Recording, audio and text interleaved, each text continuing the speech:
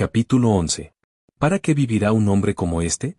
Dmitri Fyodorovich era un joven de 28 años, de estatura mediana y rostro agradable, aunque aparentaba bastantes más años de los que tenía. Era musculoso, se adivinaba en él una notable fuerza física. No obstante, su expresión era un tanto enfermiza. Tenía el rostro demacrado, con las mejillas hundidas, de un tono amarillento tornasolado que le daba un aspecto malsano. Sus ojos oscuros, bastante grandes, miraban de una forma desorbitada, aunque aparentemente con firme obstinación, pero también con cierta vaguedad.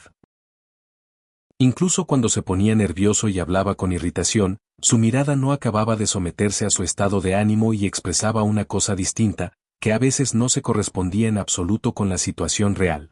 Es difícil saber en qué estará pensando, comentaban a veces quienes hablaban con él.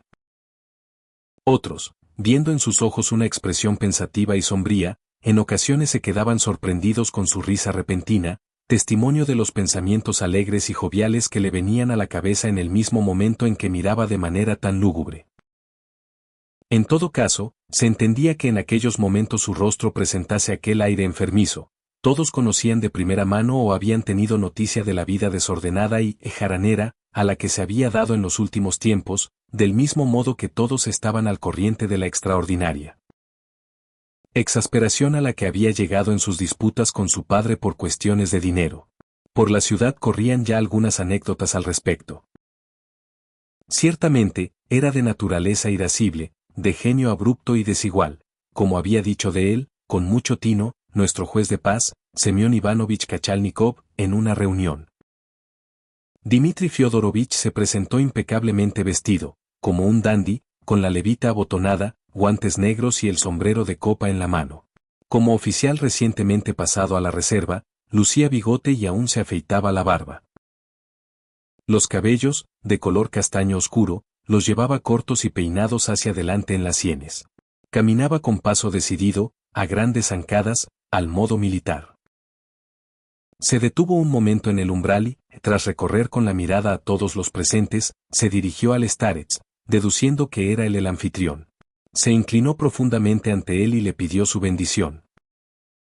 El starets, incorporándose ligeramente, lo bendijo. Dmitri Fyodorovich le besó respetuosamente la mano y, con una agitación insólita, casi irritado, dijo: «Tenga la generosidad de perdonarme por haberle hecho esperar tanto.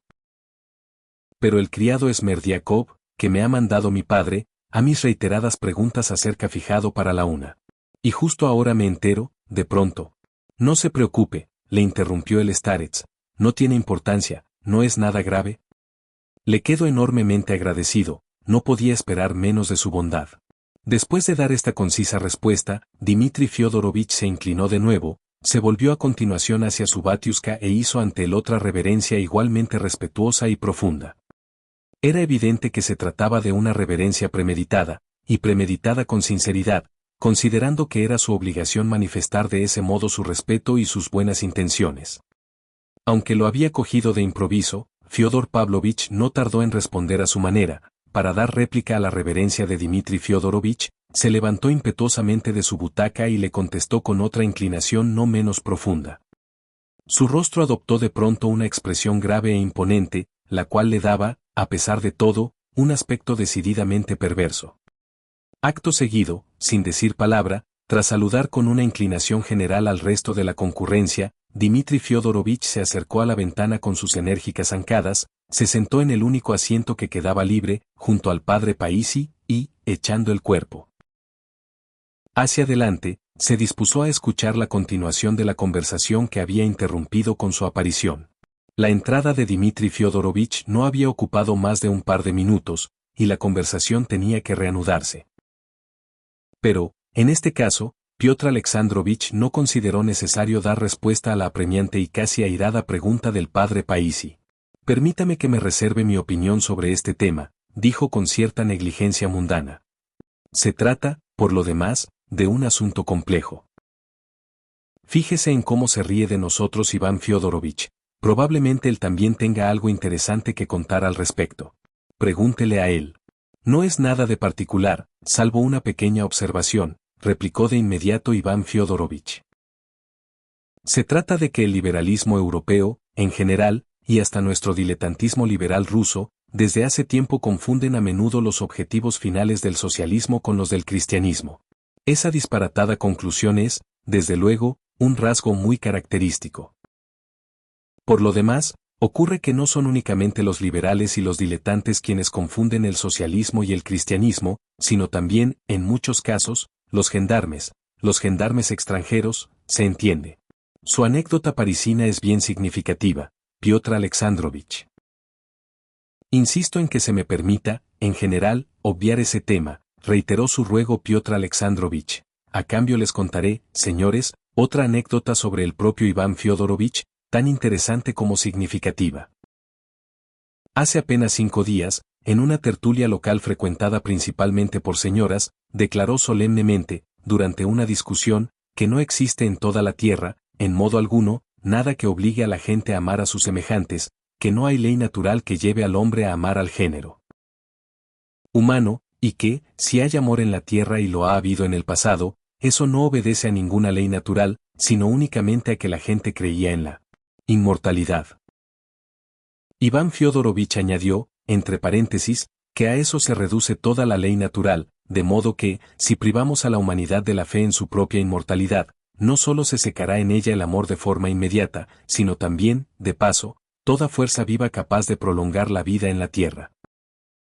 Es más, en tal caso ya nada sería inmoral, todo estaría permitido, hasta la antropofagia.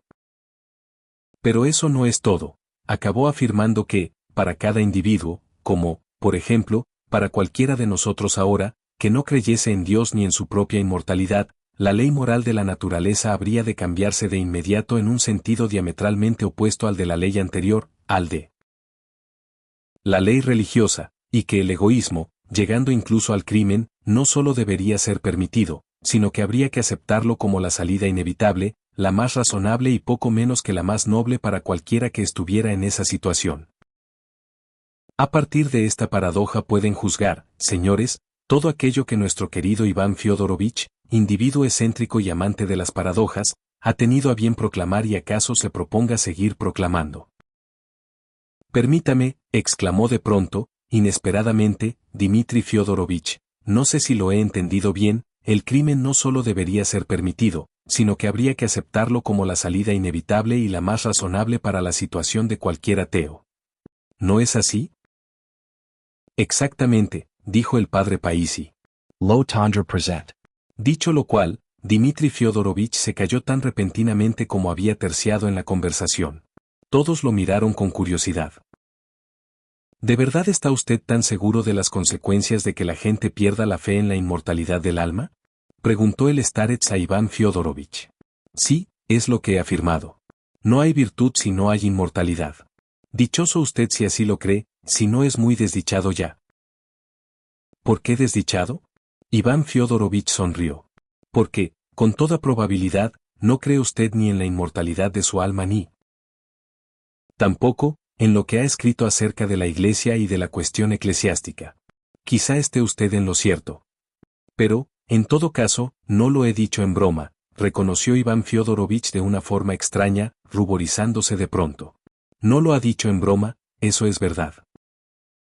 Esa idea aún no ha quedado resuelta en su fuero interno y le atormenta el corazón. Pero incluso al mártir le gusta a veces recrearse en su desesperación, como si disfrutara sintiéndose desesperado. Por el momento, también usted se recrea en su desesperación, con artículos de periódico, con discusiones mundanas, no creyendo en su propia dialéctica y riéndose de sí mismo, con dolor de su corazón. Usted no ha resuelto aún esa cuestión, de ahí su profunda amargura, pues requiere ineludiblemente una solución. Pero, ¿tendría solución en mi caso? ¿Una solución positiva? Siguió preguntando extrañamente Iván Fiodorovich, sin dejar de mirar al starets con una sonrisa inexplicable. Si no admite una solución positiva, tampoco tendrá, en ningún caso, una solución negativa. Usted es consciente de esa propiedad de su corazón. De ahí su tormento. Pero agradezca al Creador que le haya dado un corazón elevado, capaz de atormentarse con semejante tribulación, de poner la mira en las cosas de arriba y buscar las cosas de arriba, pues nuestra ciudadanía está en los cielos. Quiera Dios que su corazón encuentre la respuesta estando usted aún en la tierra, y que el Señor bendiga sus caminos. El starets levantó la mano, y ya se disponía, desde su sitio, a persignar a Iván Fiodorovich. Pero éste se levantó de pronto, se acercó a él, recibió su bendición, y después de besarle la mano, volvió a su sitio en silencio. Su aspecto era firme y serio. Esta acción, así como toda la conversación anterior con el starets, que nadie se habría esperado de Iván Fiodorovich, sorprendió a todos los presentes por lo que tenía de enigmática e incluso de solemne, de modo que todos se quedaron callados por un momento, y en la cara de Aliosa se reflejó su favor. Pero Miusov, de buenas a primeras, se encogió de hombros, y en ese mismo instante Fyodor Pavlovich se puso de pie de un salto. Santissimo y divino starets, exclamó, señalando a Iván Fiodorovich. Este es mi hijo, carne de mi carne, amadísima carne mía. Es mi reverentísimo, por así decir, Karl Moe, mientras que el hijo que acaba de llegar, Dmitri Fyodorovich, contra el que busco en usted justicia, es el irreverentísimo Franz Moe, ambos de los bandidos, de Schiller. En cuanto a mí, en este caso, yo debo ser ya el regierender Graf von Moe. Juzganos y Salvinos. No solo necesitamos sus oraciones, sino también sus profecías. Déjese de hablar como un Yurodivi y no empiece a ofender a los suyos. Contestó el starets con voz débil, exhausta. Se iba fatigando visiblemente a medida que pasaba el tiempo y saltaba a la vista que estaba quedándose sin fuerzas. Es la indigna comedia que ya presentía de camino hacia aquí, exclamó indignado Dmitri Fyodorovich, levantándose también de su asiento. Disculpe, reverendo padre, se dirigió al starets, soy un hombre sin instrucción y ni siquiera sé qué tratamiento debo darle, pero le han engañado, y ha sido usted demasiado bueno al permitir que nos reuniéramos aquí. Lo único que busca mi padre es un escándalo, él sabrá por qué. Él siempre sabe lo que se trae entre manos. Aunque me parece que ya sé lo que pretende. Todos me acusan, todos, gritó a su vez Fyodor Pavlovich. Hasta Piotr Alexandrovich me acusa. Me ha acusado, Piotr Alexandrovich, me ha acusado, dijo, volviéndose de pronto hacia Miusov, aunque éste no tenía ninguna intención de interrumpirle. Me acusan de haberme guardado en una bota el dinero de mis hijos y de habérmelo quedado todo, hasta el último rublo, pero, permítame, ¿para qué están los tribunales? Ya le calcularán allí, Dmitri Fyodorovich, con sus propios recibos, cartas y contratos, cuánto tenía, cuánto ha gastado y cuánto le queda. ¿Por qué se abstiene Piotr Alexandrovich de emitir un juicio? Dmitri Fyodorovich no es un extraño para él. Resulta que todos están contra mí, pero es Dmitri Fyodorovich, en resumidas cuentas, el que me debe dinero a mí, y no una cantidad cualquiera, sino varios miles de rublos, y tengo documentos que así lo prueban. Toda la ciudad habla sin recato de sus juergas. Y donde estuvo antes sirviendo en el ejército pagaba hasta 1.000 y 2.000 rublos por seducir a honestas doncellas. Eso, Dmitri Fyodorovich, lo sé con todo lujo de detalles, hasta los más secretos, y lo demostraré. Santísimo Padre, créame, conquistó a la más noble de las doncellas, de una casa distinguida, con recursos, la hija de su antiguo jefe, un valiente coronel con una trayectoria intachable, que llevaba al cuello la orden de Santa Ana coronada de espadas, comprometió a aquella muchacha pidiéndole la mano, y ahora esa joven, su novia, que se ha quedado huérfana, está en nuestra ciudad, y él, a la vista de ella, frecuenta a una seductora local. Y, aunque esta seductora ha vivido unida, por así decir, en matrimonio civil a un hombre respetable, tiene un carácter independiente, es una fortaleza inexpugnable para todos, igual que una esposa legítima, pues es una mujer virtuosa. Sí, santos padres, es una mujer virtuosa. Pero Dmitri Fyodorovich pretende abrir esa fortaleza con una llave de oro, y por eso ahora se envalentona conmigo y quiere arrebatarme el dinero, ya lleva despilfarrados miles de rublos con esa seductora. Por eso, no hace más que pedir dinero a todas horas, ¿y a quién creen que se lo pide, por cierto? ¿Lo digo o no lo digo, Mitya? ¿A callar? Gritó Dmitri Fyodorovich. Espere a que yo me vaya, no se atreva, en mi presencia, a mancillar el nombre de una nobilísima doncella. El mero hecho de que se atreva usted a nombrarla ya es una vergüenza para ella. No lo consiento. Se sofocaba. Misha, Misha. exclamó, con los nervios a flor de piel, esforzándose por verter alguna lágrima, Fyodor Pavlovich. ¿Y la bendición paterna? ¿Qué? Si te maldigo, ¿qué pasaría entonces? Desvergonzado y farsante. Rugió enfurecido Dmitri Fyodorovich. Se lo dice a su padre, a su padre. ¿Qué no hará con los demás?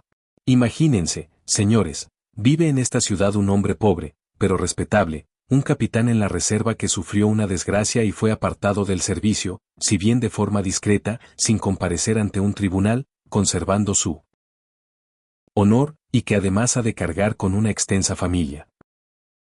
Pues bien, hace 3 semanas, en una taberna, nuestro Dmitri Fyodorovich lo agarró de la barba, lo arrastró hasta la calle y allí mismo, delante de todo el mundo, le dio una soberana paliza, y todo porque ese hombre interviene como apoderado secreto mío en uno de mis asuntillos. Todo eso es mentira. Por fuera parece verdad, pero por dentro es mentira. Dmitri Fyodorovich temblaba enfurecido. Baryashka. No estoy justificando mi conducta, es más, lo confieso públicamente, me porté como una bestia con aquel capitán y ahora lo lamento y me desprecio por mi cólera brutal. Pero ese capitán suyo, su apoderado, había ido a ver a esa señora a la que usted llama seductora y le había propuesto, en nombre de usted, que tomara unas letras de cambio, aceptadas por mí, que obran en su poder, y que con esas letras actuara contra mí, para hacerme encarcelar si yo seguía insistiendo en que usted me rindiera cuentas de mis propiedades. Y ahora me reprocha usted que yo tenga debilidad por esa señora, cuando ha sido usted mismo quien le ha dado instrucciones para que me tienda una trampa. Pero si ella lo cuenta a la cara, si a mí me lo ha contado ella misma, riéndose de usted.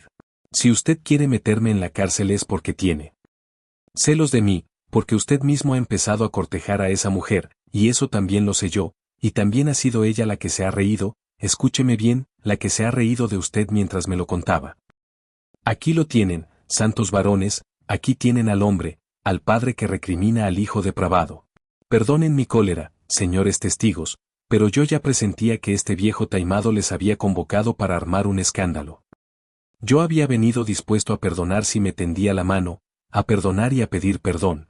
Pero, como en este mismo instante me ha ofendido no solo a mí, sino también a la más noble de las doncellas, cuyo nombre no me atrevo a pronunciar en vano por la veneración que siento por ella, me he decidido a desenmascarar, públicamente, todo su juego, por mucho que se trate de mi padre.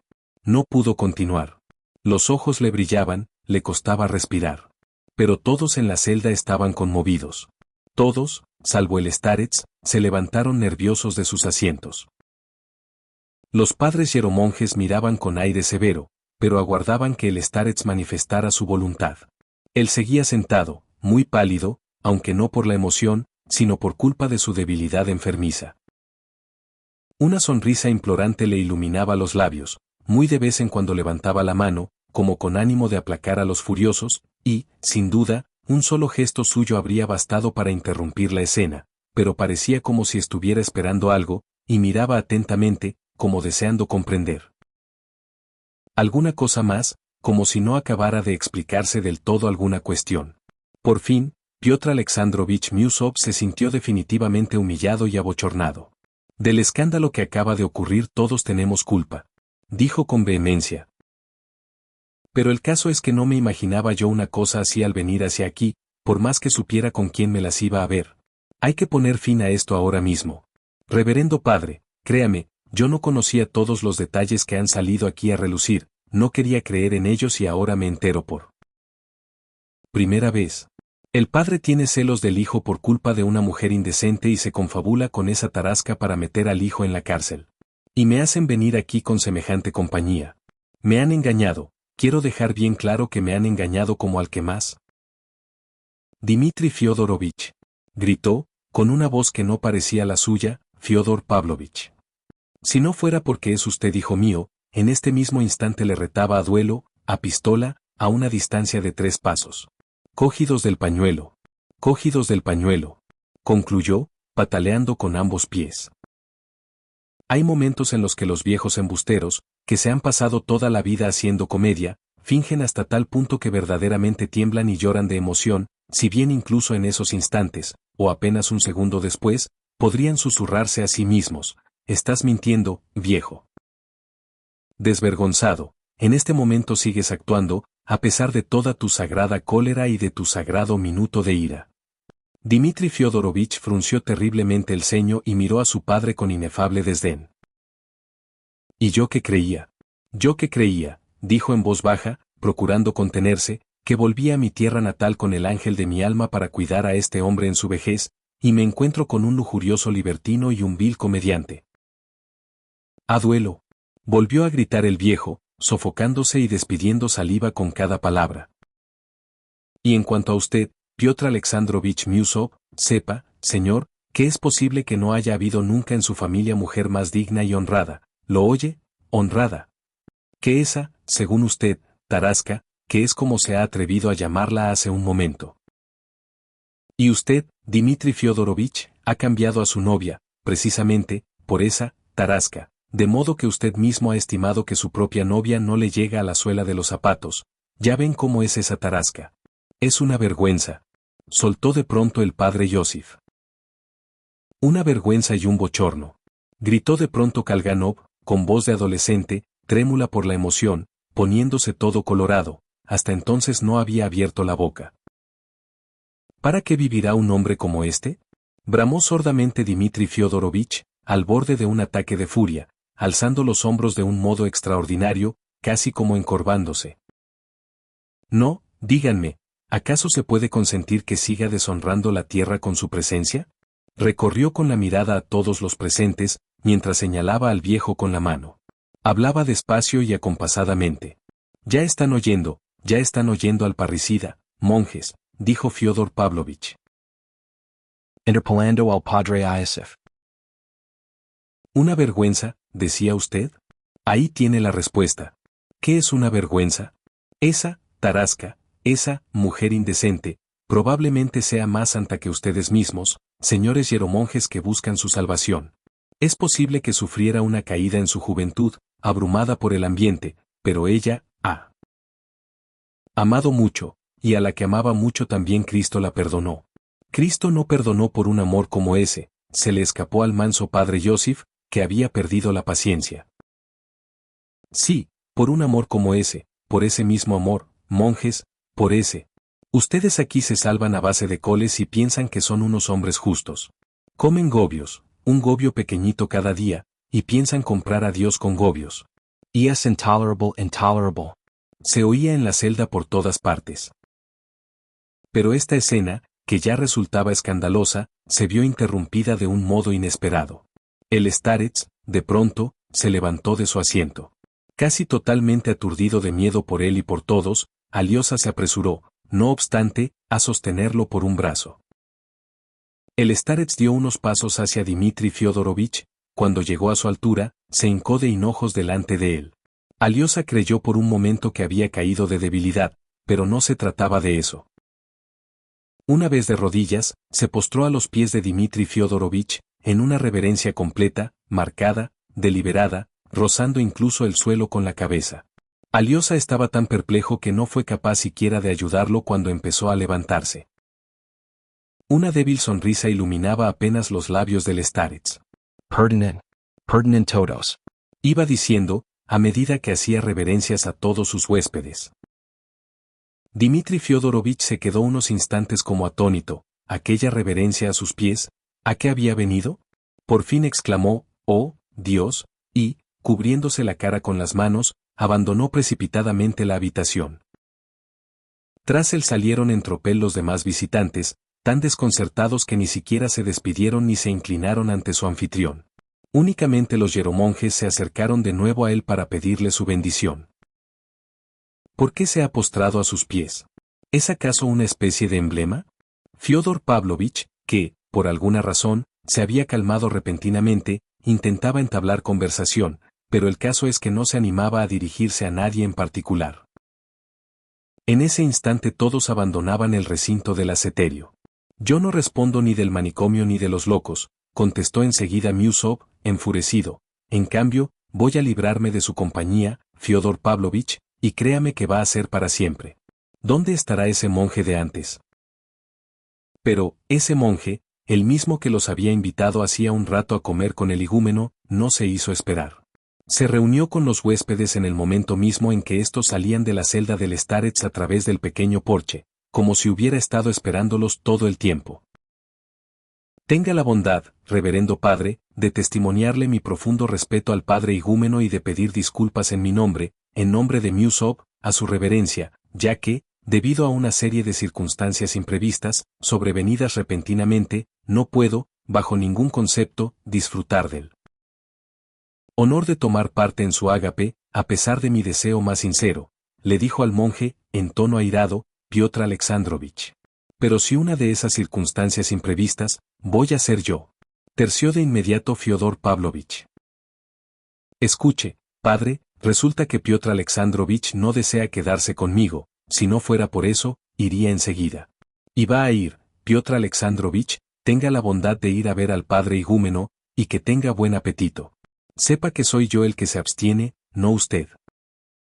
A casita, a comer a casita, que aquí me siento incapaz, Piotr Alexandrovich, queridísimo pariente.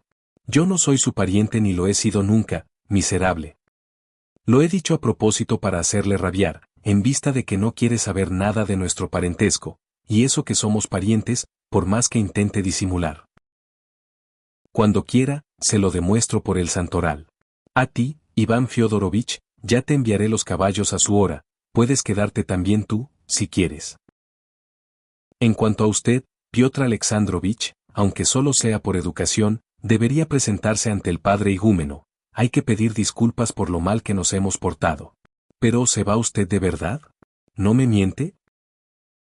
Piotr Alexandrovich, ¿cómo me iba a atrever, después de lo ocurrido?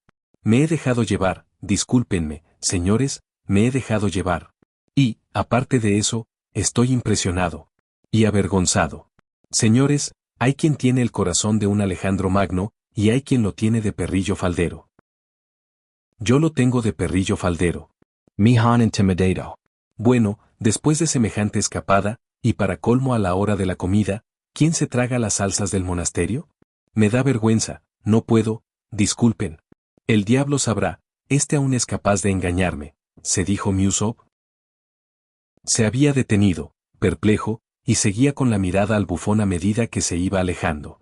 Este se volvió y, al advertir que Piotr Alexandrovich estaba pendiente de él, le mandó un beso con la mano.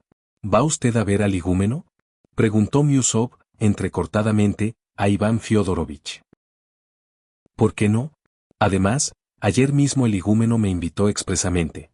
Yo, por desgracia, me siento casi obligado, en verdad, a asistir a esa maldita comida, siguió diciendo Musop, en el mismo tono de amarga irritabilidad, sin reparar siquiera en que el pequeño monje estaba escuchando. Aunque, al menos, habrá que disculparse por lo que hemos hecho, y aclarar que no hemos sido nosotros. ¿Usted qué cree? Sí, hay que aclarar que no hemos sido nosotros. Además, mi padre no estará, observó Iván Fyodorovich. Solo faltaría que estuviera su padre. Maldita comida. Finalmente, fueron todos. El monje callaba y escuchaba. Por el camino, atravesando el bosquecillo, se limitó a decir una vez que el padre igúmeno llevaba ya mucho rato esperando y que llegaban con más de media hora de retraso. Nadie le respondió. Musop miró con odio a Iván Fyodorovich. Pues este va a la comida tan campante, pensó. Tiene una cara muy dura y una conciencia karamazoviana.